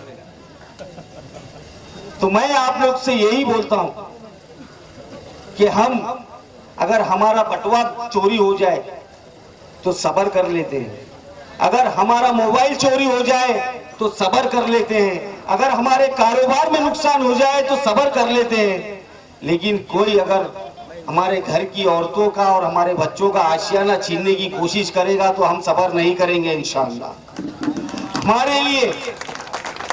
हमारे लिए हमारा घर, चाहे वो जैसा भी हो, चाहे वो झोपड़ा हो या छोटी सी खोली क्यों ना हो, लेकिन वो हमारे लिए हमारा महल है। और हम हमारे महलों को बचाने के लिए इंशाअल्लाह आखिरी दम तक कोशिश करेंगे ना आप लोग इंशाअल्लाह। ये धारावी एरिया है, वारिस भाई ने बताया कि इतना बेहतरीन इलाका है, इसकी कनेक्टिविटी कैसी है। आज माशाअल्लाह आज इतना फेमस है धारावी इलाका, फेमस दो वजहों से, इसको लार्जेस्ट स्लम भी बोलते हैं, लेकिन अगर इसको हटा दिया जाए तो आज धारावी में जो लेदर का काम होता है, आज पूरे वर्ल्ड में धारावी जाना जाता है यहाँ के लेदर के कारखानों के लिए। आज धारावी में अलग अलग किस्म के कारोबार चलते हैं। ये अडानी अगर आपके घर लेता भी है तो घर के बदले ये क्या आपके ग्राउंड प्लस 3-4 है यार, माशाल्लाह। अल्लाह और इसको और ऊंचा करे, हमारी तो दुआ है। और मजलिस के कारकुन अगर यहाँ से जीत के आए तो बिना परमिशन के और ऊपर ऊपर ऊपर बढ़ाते रहना, इंशाल्लाह आप लोगों को परमिशन लेने की भी जरूरत नहीं पड़ेगी। ये अडानी आपको क्या दे सकता है इसके सामने? एक 400 स्क्वायर फीट की खोली देगा ज्यादा से ज्यादा। आज यहाँ धारावी में नीचे काम चल रहा है, ऊपर लोग रह रहे हैं। और इस धारावी में ये सिर्फ आपके घर नहीं है, ये आपके घर छीनने की साजिश नहीं हो रही है। आप यहां पर कई सालों से रह रहे हैं, आपके पुरखों ने यहां पर खून पसीना बहाया होगा, तो अल्लाह ना करे अगर ये आपके घर जाते हैं तो ये सिर्फ आपका घर नहीं जा रहा है, आपके सेंटिमेंट्स के साथ खेल रहा है ये अडानी और ये महाराष्ट्र सरकार। अगर आपको अपनी यादें बचाना है, अगर आपको अपना धारावी बचाना है, तो इस बार अल्लाह के वास्ते ये नहीं सोचना कि अगर हम MIM को वोट देंगे तो फलाना जीतेगा और फलाना हारेगा। भाड़ में गया ये सब। हम सिर्फ उसी को वोट देंगे और वो है जमात मजलिस इत्तेहादुल मुस्लिमीन, जो हमारे घर को बचाने के लिए आपके साथ बीच में आई है इंशाअल्लाह। 600 एकड़ का प्लॉट है, 600 एकड़ का लैंड पार्सल है बंबई के दिल में। अभी अतीक सर ने बोले कि ये जो प्रोजेक्ट है कुछ 5000 चिल्लर करोड़ में अडानी को मिला है। ये धारावी दिखने में झोपड़पट्टी है, इनका बैंक बैलेंस भी अच्छा है। अगर ये धारावी वालों का ऑप्शन देंगे ना कि 5000 करोड़ में 600 एकड़ जमीन मिलेगी, तो मैं समझता हूं कि धारावी का हर बुजुर्ग, हर नौजवान, हर बच्चा, हर महिला अपनी अपनी तरफ से योगदान करके ये सरकार के मुंह पे 5000 करोड़ मारने की इनकी ताकत है और ये करके दिखा सकते हैं इंशाअल्लाह। लेकिन ये अनुभक्त हैं, ये अंधे हो चुके हैं लालच में। सर ने बताया 1.7 लाख करोड़ का मुनाफा है। इतने जीरो तो कैलकुलेटर में भी नहीं आते। और उसके बदले में आप लोग को मिल रहा क्या है? हम बेहतरी के खिलाफ नहीं है, हम डेवलपमेंट के खिलाफ नहीं है, लेकिन हमारा सवाल ये अडानी से है कि आज जो उनके घर की साइजेस है, आज जो उनके कारोबार लोकली चल रहे हैं, तो उस हिसाब से उनको मुआवजा दिया जाए और उनके हक की बात किया जाए। मैंने ये भी सुना, मैं कहीं पढ़ा कि इनका रिहेबिलिटेशन जो है शायद गवंडी के डंपिंग ग्राउंड में करने का इनका इरादा चल रहा है। तो ये सरकार क्या आप लोग को इंसान नहीं समझती है? कौन जाने तैयार है डंपिंग ग्राउंड गवंडी के? कोई नहीं जाने तैयार है ना? तो जब इनके दलाल आएंगे तो इनको जूता निकाल के मारना, बोलना तेरे औरत बच्चों को लेके आके वहां डंपिंग ग्राउंड में रहे, हमको जाने में कोई दिलचस्पी नहीं है। लेकिन उसके लिए आप लोगों को ताकत देना पड़ेगा। आज ऐसा माहौल चल रहा है, आज हमारी गफलत की वजह से, आज हमारी नाकामियों की वजह से हमारे सर पर ऐसे नेता और ऐसी सरकार अल्लाह ने मुसल्लत कर दिया। उसके गुनाहगार सिर्फ और सिर्फ हम लोग हैं। आज क्या होता है, वो 3.5 साल का बच्चा यहाँ भी आया था, बोलते वो नेपाली आया था क्या? यहाँ कुछ मस्जिद का मसला था और कुछ दूसरा भी मसला हुआ था, पुलिस को दम दे रहा था, बोलते हैं कि ये नहीं ये केस करो, वो नहीं वो केस करो। पुलिस तेरे बाप की नौकर नहीं है। पुलिस कायदे के हिसाब से जो कलम लगता है वो लगाएगी। और बेटा तू मंत्री है, जब तक खैर मना ले। ये जिंदगी परमानेंट तो है नहीं, ना औहदा, ना सेहत, ना खूबसूरती, ना ताकत, हर चीज का जवाल है। इंशाअल्लाह हम सब यहाँ पर है, हम भी इन जालिमों का जवाल जरूर देखेंगे इंशाअल्लाह।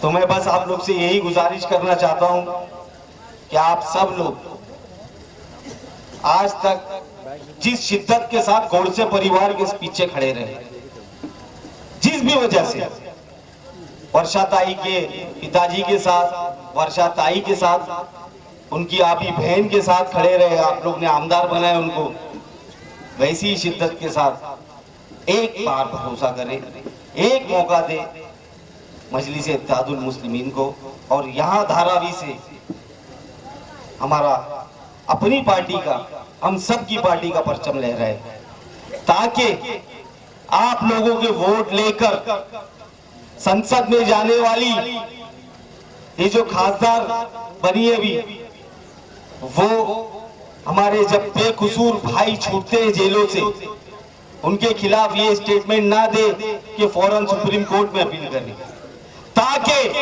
आपके वोटों से यहाँ जो मशाल का उम्मीदवार जीत के आया, उसकी जो देसाई की पार्टी की खासदार है प्रियंका चतुर्वेदी, वो ना बोल सके कि ये फैसले के खिलाफ हमको सुप्रीम कोर्ट जाना चाहिए, ताकि ऐसे 3.5 साल के बच्चे आकर हमारे धारावी का ये माहौल खराब करने की कोशिश ना करें। मैं कहीं पढ़ रहा था कि धारावी में क्राइम रेशियो बहुत कम है। उसकी वजह ये है कि यहाँ पर लोगों के पास काम है, यहाँ पर लोग काम करते हैं। ये अडानी हमारे कामों की गारंटी दे सकता है? अरे घर चलाएंगे तो घर का खर्चा, घर का बत्ती का बिल कहां से लाएंगे? तो आज हम जिस हालत में भी है, आज हम जैसे भी है, आज अल्लाह ने हमको रिज़्क़ हलाल दिया है, हमारे कारोबार है, साथ ही साथ हमारा घर है, हम उसमें बहुत खुश हैं। तो हम ये अडानी के और उसके गुर्गों के बहकावे में नहीं आएंगे इंशाअल्लाह। और मैं आप सब लोगों से यही अपील करता हूं कि आज तक आप लोगों ने डर के माहौल में वोट किया है। इस कॉरपोरेशन इलेक्शन में इंशाअल्लाह आप लोग अपनी जमात को कामयाब करने के लिए वोट करिए, ताकि मैंने कल एक वादा किया हूं, कल मेरी एक प्रेस कॉन्फ्रेंस थी, उसमें मैंने एक पत्रकार को ये बोला कि आने वाले कॉरपोरेशन इलेक्शन में मैं सीटें जीतना चाहता हूं। मुंबई अध्यक्ष के नाते मैंने उसको ये स्टेटमेंट दिया कि मैं यहाँ से ज़्यादा सीटें जीतना चाहता हूँ मुंबई से, और इसको तोहफे के रूप में अकबर ओवैसी साहब को देना चाहता हूँ। तो धारावी वाले क्या इतने छोटे दिल के हैं कि अकबर ओवैसी साहब को तोहफा नहीं दे सकते? देंगे ना भाई आप लोग इंशाल्लाह अकबर साहब। तो बस मेरी आप सब लोगों से यही अपील है कि एकजुट रहिए, एक साथ रहिए, बटिए मत। आने वाले वक्त में इलेक्शन लगने वाला है, बहुत सारी पार्टियां आपके बीच में आएंगी, आपको अलग किस्म से आपको वर्गलाने की कोशिश करेगी, लेकिन मेरी आपसे गुजारिश है कि आप सब लोग मुत्तहिद होकर पतंग के निशान के जो भी उम्मीदवार हो उसको जिताए, ताकि वो हमारा उम्मीदवार, जैसे मुनव्वर भाई आज एक फोन पर काम करते हैं, रात नहीं देखते, दिन नहीं देखते, कोरोना नहीं देखते, आपके बीच में काम करते हैं। अब धारावी का मेन मसला है हमारे घरों को बचाना। अगर हमारे घरों को बचाना है तो मैं आपसे ये अपील कर रहा हूं इंशाअल्लाह कि आने वाले कॉरपोरेशन चुनाव में आप मजलिस के उम्मीदवारों को कामयाब बनाइए, ताकि वो आपके घर को अपना घर समझकर, आप लोगों को खुद समझकर, अपना समझकर, दर्द रखकर दिल में आपके लिए काम करने का मौका उनको दीजिए। मैं आप सबसे यही गुजारिश करूंगा, और इंशाअल्लाह इलेक्शन के टाइम भी आऊंगा आप लोग से बात करने के लिए, और जब थोड़ा ज्यादा टाइम देना मेरे को, क्योंकि जल्दी में थोड़ा बातें बहुत रह जाती है। बहरहाल मैं तो एक नारा यहाँ से अभी एक ट्रेन चलाने के लिए मैं वो करके जाऊंगा। आपको याद होगा कोरोना के टाइम अठावले साहब ने एक नारा चलाए थे, गो कोरोना गो, चलाए थे ना। तो अभी हम लोग वही नारे को थोड़ा उल्टर करके इस धारावी से ट्रेंड करेंगे, और वो रहेगा गो अडानी को। अरे बोलो भाई, घर बचाना है क्या नहीं? गो अडानी गो, गो अडानी गो, गो अडानी गो। ये बच्चे लोग ही ज्यादा जोश में दिख रहे हैं माशाल्लाह। अल्लाह पाक ऐसा जोश हम सब में, नौजवानों में और बुजुर्गों में जगाए। आप लोग यहाँ पर आए, आप सबका बहुत बहुत शुक्रिया। उम्मीद करता हूँ कि आप सब लोग ऐसा ही हमारे साथ जुड़े रहेंगे। जय हिंद, जय महाराष्ट्र। फूलों का हार लाए हैं, अब गुलपोशी हो रही है हमारी मेहमानों की। फूलों का हार लाए हैं, साथ जीने की बहार लाए, इन फूलों में धारावी का प्यार लाए हैं। नारे तकबीर, नारे तकबीर।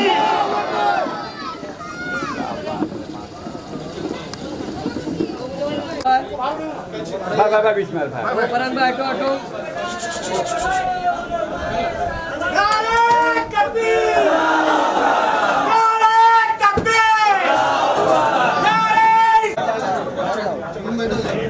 सम्मेलन, इससे क्या लगता है कि आप ये नगर सेवक का जो इलेक्शन आ रहा है उसकी तैयारी में, उस बारे में कुछ बताइए। नहीं लगता नहीं है, मैं तो ये ऐलान करता हूँ कि नगर सेवक इलेक्शन का ब्यूगल बज चुका है और ये उसी की तैयारी भी है और लोगों को जोड़ने का भी एक मुहिम है पार्टी के साथ। तो लोगों के बीच रहना है, लोगों का काम करना है और इलेक्शन लड़ना है। लगभग धारावी जैसे क्षेत्र में 7 वार्ड है, 7 वार्ड में से आपने इसी वार्ड से आपने चुनावी बिगुल क्यों बजाया? क्योंकि अभी तो ना महानगर पालिका चुनाव का कोई सही तरीके से रिजल्ट आया, ना कुछ आया। जनसंपर्क कार्यालय से ही आपने आगाज कर दिया महानगर पालिका चुनाव का, इतनी जल्दी क्यों? हमारे पत्रकार भाई का ये सवाल था तो मैंने जवाब दिया कि इसको ये समझा जाए। तो देखिए अभी बट ऑब्वियस है कि महानगर पालिका ही नेक्स्ट इलेक्शन है आने वाले दौर में, आने वाले अनकरीब टाइम में, तो आप उसकी भी तैयारी समझ सकते हैं। और रही बात यहाँ की, तो यहाँ की जो लोकल कार्यकर्ता है, हमारी जो टीम है, वो हमको जहाँ बुलाएगी हम लोग वहाँ पर सभा देंगे और ऑफिस ओपनिंग करेंगे। तो क्या इस बार आप लोगों का चुनाव जो है अडानी वर्सेस गायकवाड़ परिवार मान के चले हम लोग, इसी मुद्दे को लेके आप चुनाव लड़ेंगे? नहीं, ये सिर्फ अडानी वर्सेस गायकवाड़ नहीं है, ये हमारे खिलाफ जो भी रहेगा, जितनी भी पार्टियाँ रहेगी, सब वर्सेस MIM होने वाला। इससे पहले भी यहाँ के जो लोगों को धारावी का जो भय दिखा के एक MP चुना गया, उसके बाद एक MLA चुना गया, अभी महानगर पालिका का चुनाव आने वाला है। तो हमने सुना है कि बहुत से लोग कहते भी है कि इस बार फिर धारावी का मुद्दा लेके चुनाव लड़ने की तैयारी है। आप लोगों की जो स्टेटमेंट थे अभी हमने जो सुना, उसमें भी धारावी की झलक दिख रही थी। तो क्या आप लोग भी धारावी के मुद्दे को लेकर चुनाव लड़ेंगे? अब जब धारावी में सभा है तो धारावी के मुद्दे ही बोला जाएगा ना स्टेज से। और मैं तो ये समझता हूँ कि अभी जनता को ये समझ में आ चुका है ऑलरेडी कि जिन्होंने झूठे वादे किए थे और वोट लेकर जीत कर चले गए और वो वादों को पूरा नहीं कर रहे या उनकी आवाज़ भी नहीं उठा रहे, शायद उन लोगों ने घुटने टेक चुके हैं अडानी के सामने या केंद्र सरकार के सामने, महाराष्ट्र सरकार के सामने। तो लोगों को ये समझ में आ चुका है, अब लोग सिर्फ उनको ही चुनेगी जो उनके हित की बात करेगा और जो उनके घर बचाए। बगल में बैठे आपके जो सहयोगी है जो बमुंडी से चुनाव लड़ चुके हैं, उन्होंने कहा था अभी यहाँ पे एक स्टेटमेंट था इनका कि वर्षा ताई का जो आप लोगों ने अभी जो बोर्ड से जो नाम जो जोड़ा है, तो चुनाव से पहले हमने धारावी में देखा है आपके बगल में जो काफ़ी साल से जो जिला अध्यक्ष आपके वो कांग्रेस में रह चुके हैं, जो वर्षा ताई के साथ साना बसाना चलते थे। लेकिन हमने चुनाव में देखा है कि चुनाव में इनके जो नाम का जो सरनेम चेंज होता है, पहले जो बोर्ड से थे आपने बताया कि वो वर्षा ताई अपना गायकवाड़ लगाती है, अभी उनकी सिस्टर को भी यहाँ से जो चुनाव लड़ाया गया उनका नाम था ज्योति गिरी गोसावी। उसके बाद कुछ दिनों के बाद में उनका नाम चेंज होता है, ज्योति एकनाथ राव गायकवाड़ हो जाता है। तो ये किस हद तक ठीक है? नहीं देखिए, मैं तो ये समझता हूँ कि हमारी जो पहचान है वो रियल पहचान लोगों के सामने आना चाहिए और हमारी जो असली पहचान है उससे शर्म किस बात की? आप अपने सरनेम चेंज कर कर लोगों के सामने आ रहे सिर्फ वोटों की लालच में। तो मैं समझता हूँ कि ये जो उनका इन-लॉज वाला परिवार है, ये उनके लिए शर्म की बात है। अगर वर्षा ताई का नाम गोडसे नहीं है वाकई में, तो मैं आपके माध्यम से ये बोलना चाहता हूँ ताई को कि कल सुबह ही प्रेस कॉन्फ्रेंस ले और पुरावे दे दे कि वो गोडसे नहीं है। और अगर उनको प्रेस को पुरावे चाहिए तो हमारे अतीक सर वो गोडसे है, वो पुरावे देने के लिए तैयार है। लगभग धारावी करो के लिए आज काफ़ी वक्त से जो सर्वे चल रहा था उसमें एक डेडलाइन डिक्लेयर करी गई है, कुछ 12 या 15 तारीख तक डिक्लेयर किए गए। धीरे धीरे अडानी ग्रुप कंपनी के माध्यम से डिक्लेयर किया जाता है डेडलाइन। तो इसके लिए MIM किस हद तक धारावी करो के साथ में है? नहीं, एमआईएम देखिए सिर्फ धारावी कर ही नहीं है, सिर्फ धारावी है तो धारावी कर बोल सकते हैं, लेकिन एमआईएम हर मजलूम की, गरीब की, वंचित की, पिछड़ों की आवाज़ बनने के लिए तैयार है। और हमेशा से आप देखते आए हैं, वेदर इट बी पार्लियामेंट और विधानसभा, जो भी हमारे लोग हैं वो गरीबों की आवाज़ उठाते हैं। वैसे ही उसी तर्ज पर यहाँ पर लोगों का घर जबरन छीनने की अगर कोशिश होगी तो एमआईएम चुप नहीं बैठेगी। एमआईएम अपनी पूरी ताकत लगा देगी यहाँ के लोगों को इंसाफ दिलाने। कांग्रेसी कार्यकर्ताओं को कुछ लोगों का स्टेटमेंट है कि जिस हद तक जो अभी 12 लोगों को जो बाइज्जत बरी किया गया था, उसके बाद में वर्षाताई का स्टेटमेंट आता है, राज्य सरकार सुप्रीम कोर्ट जाती है, स्टे ले लेती है। उनका कहना है कि कार्यकर्ताओं का कि ताई को बेमतलब का फंसाया जा रहा है, ताई के कोई ऐसे स्टेटमेंट नहीं है, ताई को गुमराह किया जा रहा है। और भी बहुत से लोगों ने स्टेटमेंट दिया, उस पर ध्यान न देते हुए सिर्फ ताई को ही टारगेट किया जा रहा है। इस बात पर आप खुलासा कीजिए।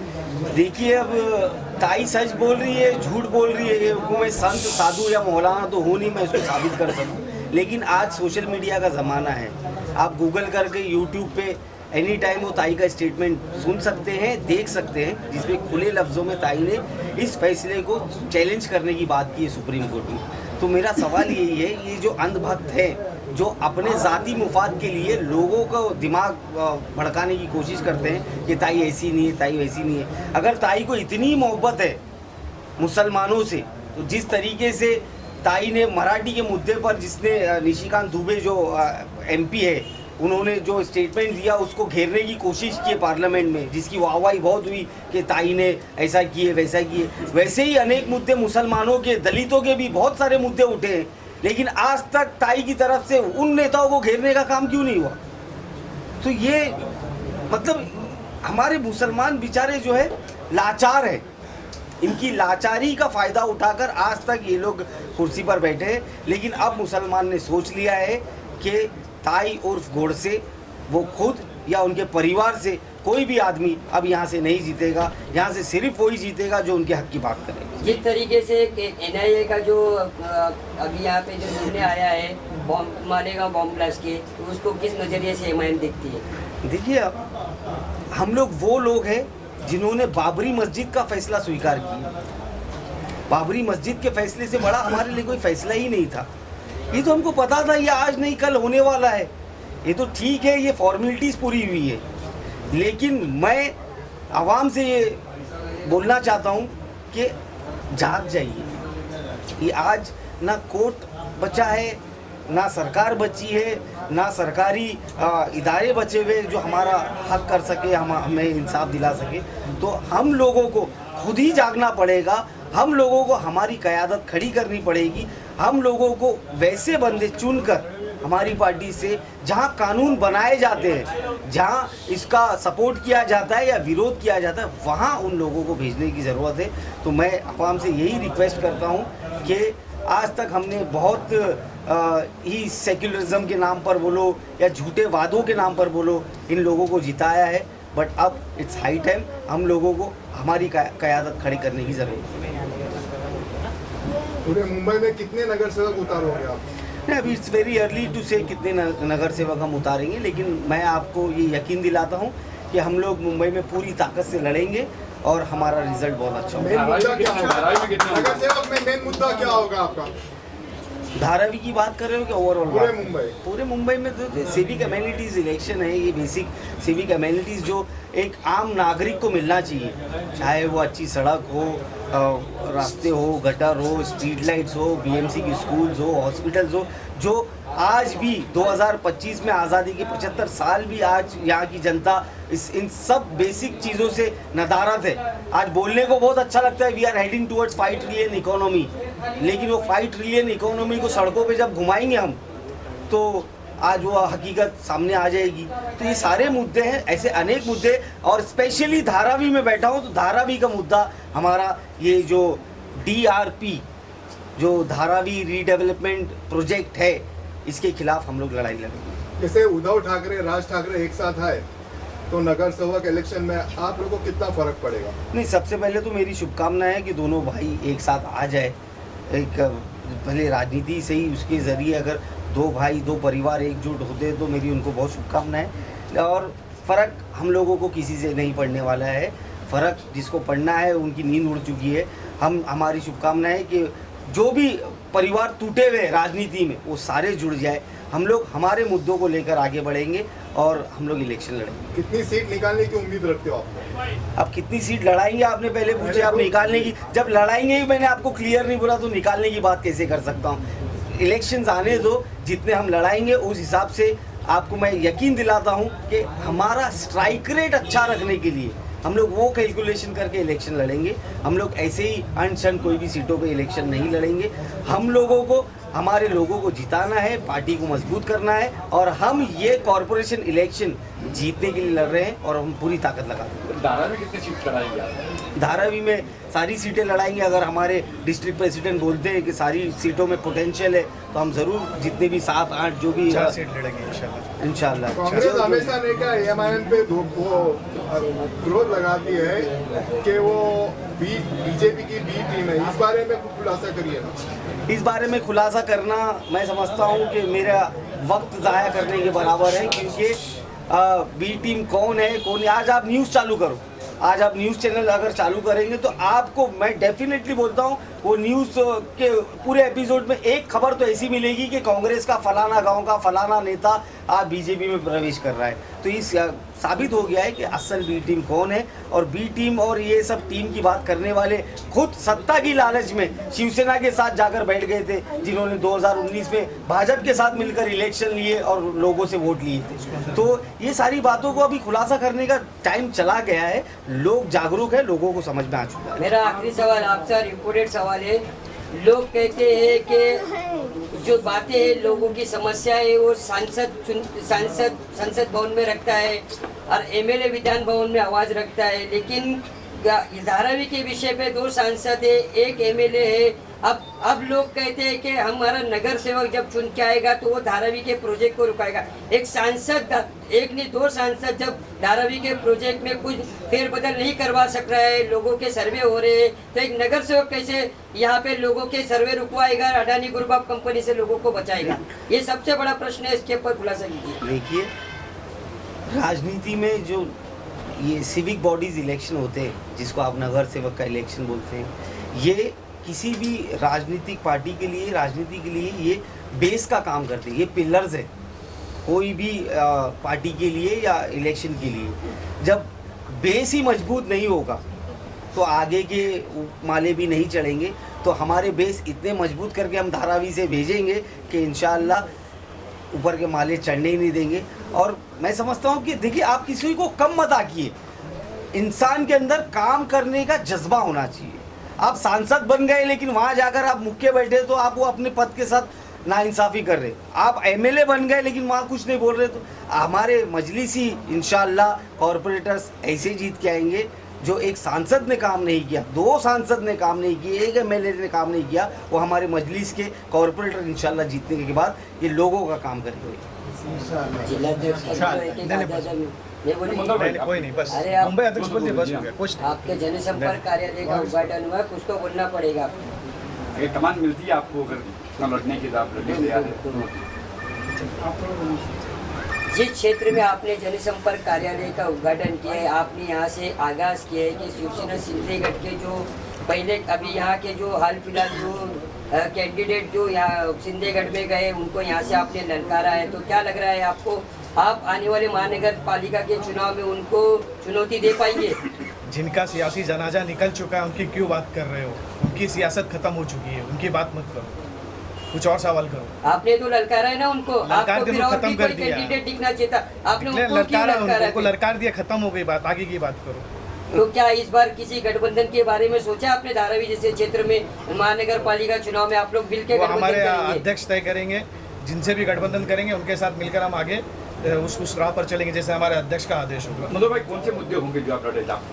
हमारे लिए सबसे बड़ा मुद्दा जो है धारावी का रिडेवलपमेंट का ही है। उससे बड़ा आज की तारीख में कोई भी बड़ा मुद्दा नहीं है धारावी के अंदर।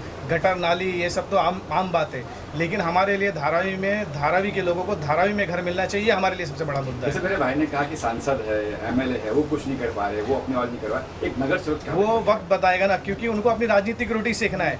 अगर वो डेवलपमेंट करना चाहते तो 2004 जब 4 से लेकर 14 तक उनकी सरकार थी तब वो डेवलपमेंट कर सकते थे। उनको डेवलपमेंट करना नहीं है, उनको सिर्फ क्या राजनीति करना है। पहले डीआरपी लाए, ख्वाब दिखाए, पाइपलाइन वालों को यहाँ वहाँ भेजे और राजनीति किए डर का। अब 14 के बाद जब बीजेपी आ गई तब भी डर की राजनीति कर रहे, डेवलपमेंट की राजनीति नहीं करना चाहते। वो सिर्फ डर दिखा के लोगों को कैसे भी करके डर दिखाओ और वोट पाओ। पिछले 40 साल से लगातार यही चल रही है। हम लोगों को ये डर की राजनीति खत्म करना है, काम की राजनीति करना है, काम के बेस पे वोट मांगना है। सभाएं खत्म हो चुकी, जनसंपर्क कार्यालय का उद्घाटन शुरू हो गया, तो पहले क्या सोच आपने रखा है कि यहाँ से एक शुरुआत, यहाँ ये आपके जनसंपर्क कार्यालय से पहले क्या शुरुआत होने वाली आपकी? इमरान भाई, शायद ये मेरा पहला जनसंपर्क कार्यालय तो है नहीं, बराबर है ना। ये पीछे गली में थी, कंटिन्यू 7-8 साल से काम चल रहा था हम लोगों का। अब हम लोगों को ये लगा कि हमारी पार्टी का भी विस्तार हो रहा है, बढ़ रही है पार्टी, तो लोगों से जुड़ना चाहिए। आ रहा है कॉर्पोरेशन में, तालुका अध्यक्ष था तो मेरी ऑफिस वहाँ थी, अब जिला अध्यक्ष हूँ तो ऑफिस यहाँ पर है। तो इंशाल्लाह पूरे ज़िले में मेहनत करेंगे और पूरे ज़िले के अंदर हम ज़्यादा से ज़्यादा सीट पर लड़ने की कोशिश करेंगे। मैंने पूरा जो है पिछले 5 साल से हम लोग कॉर्पोरेशन चुनाव का इंतज़ार कर रहे हैं। MLA चुनाव जब हुआ यहाँ पर पिछली बार MLA चुनाव हुआ, तो तब से लेकर आज 7 साल होने गए, हम कंटिन्यू कॉर्पोरेशन की तैयारी कर रहे हैं। हम MP MLA की तैयारी नहीं कर रहे, हम सिर्फ और सिर्फ कॉर्पोरेशन की तैयारी कर रहे हैं। और इंशाल्लाह मैंने जो हमारी टीम ने जो तैयारी की है पूरी 11 सीट ज़िले के अंदर, वो ज़िले पे पूरी हम उनको सौंपेंगे पूरी फाइल उनको, और उसके हिसाब से आगे पूरे 11 वार्ड में लड़ने की तैयारी है हमारी, बाकी जो पार्टी का आदेश होगा इंशाल्लाह। आप क्या कहेंगे, गोवंडी से कुछ क्या गोवंडी का होने कुछ लड़ने वाले हैं, कितने लोग खड़े, गोवंडी में कितने लोग खड़े होने वाले, कुछ प्लान किया आपने? गोवंडी में क्या मुंबई गोवंडी की खाली मैसेज दीजिए आप, ये धारे में आए ना। मुंबई अध्यक्ष ने दे दिया मैसेज गोवंडी में, पूरी मुंबई में कितना लड़ रहे तो अगर मैसेज देना चाहते तो आप धारावी पे आए तो उसका कुछ मैसेज दीजिए। सर क्या कहेंगे, जनसंपर्क कार्यालय का उद्घाटन हो चुका है, क्या मैसेज देना चाहेंगे? मैसेज ये देना चाहेंगे, मैं आपके एक सवाल का बार बार आप सवाल कर रहे थे, उसका भी एक जवाब देते हुए कि यहाँ पर MP है, MLA है, तो नगर सेवक किस तरह से लड़ाई लड़ेंगे। यहाँ पर MP और MLA ने सिर्फ सौदेबाजी की, वो यहाँ पर लोकली रहते नहीं हैं, लोकल यहाँ के रेसिडेंट नहीं है, उनके अपने यहाँ पर बिजनेस नहीं है, वो यहाँ के लोगों के झोपड़ों को बेचकर, बिजनेसों को बेचकर बड़े बड़े जगह पर रह रहे हैं। हमारे यहाँ से जो भी ऑल इंडिया मजलिस इत्तेहादुल मुस्लिमीन का कार्यकर्ता जीत कर आएगा, वो लोकल यहाँ से जीत कर आने वाला है और उसको अपने घर बचाने की लड़ाई लड़नी पड़ेगी। जब अपने घर की और अपने वजूद की लड़ाई होती है तो आदमी पूरी ईमानदारी से लड़ता है, और पूरी ईमानदारी से हम लड़ेंगे। और आप देखेंगे कि जो काम MP MLA नहीं कर पाए, जो पैसों पर बिक गए, वो मजलिस के कॉरपोरेटर्स करेंगे। और MIM के लोगों, यहाँ के धारावी के लोगों को मैं एक मैसेज ये देना चाहूँगा कि वर्षाताई गोडसे और दूसरे जो हज़रत इब्लीस के चेले हैं, वो आपके पास आएंगे और आपको बहकाने की कोशिश करेंगे, सो कॉल्ड सेक्युलर पार्टियों का नाम लेंगे, लेकिन आपने उन्हें 12 इलेक्शन में वोट दिया है, चाहे वो लोकसभा का इलेक्शन हो, विधानसभा का हो या कॉरपोरेशन इलेक्शन हो। हर इलेक्शन को जीतने के बाद इन लोगों ने आपको ठगा है, धोखा दिया है। तो आने वाले वक्त में आपकी अपनी सिर्फ जमात, अपनी पार्टी ऑल इंडिया मजलिस इत्तेहादुल मुस्लिमीन है। आप पैसे कोई दे रहा है तो उससे ले लीजिए, लेकिन वोट सिर्फ और सिर्फ मजलिस को दीजिए, मजलिस को कामयाब कीजिए। मजलिस ही आपकी फलाह के लिए काम कर सकती है। थैंक यू थैंक यू, जज़ाकल्लाह, शुक्रिया।